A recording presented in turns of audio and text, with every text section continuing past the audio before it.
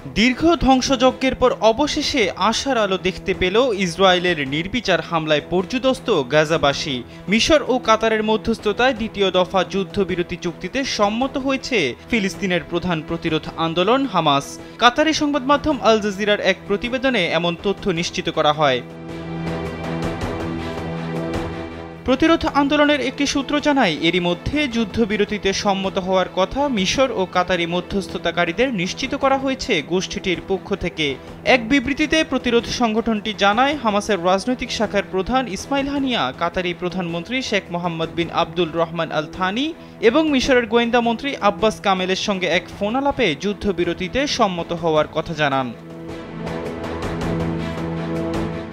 যুদ্ধবিরতিতে সম্মত হওয়ার পাশাপাশি এখন বল ইসরায়েলের কোর্টে বলেও জানান হামাসের ঊর্ধ্বতন নেতারা।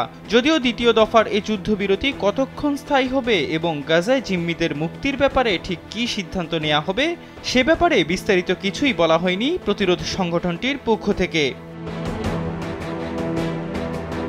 হামাসের যুদ্ধবিরতির প্রস্তাবে রাজি হওয়া নিয়ে এখনও কোনো মন্তব্য করেনি ইসরায়েলি কর্তৃপক্ষ।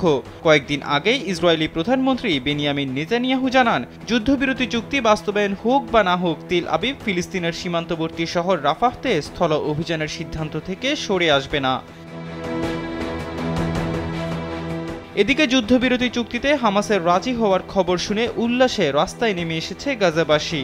বিবিসির প্রতিবেদনে বলা হয়, যুদ্ধবিরতিতে সম্মত হওয়ার পর সেন্ট্রাল গাজার আল আকসা হাসপাতালের বাইরে মানুষ উল্লাস করছে।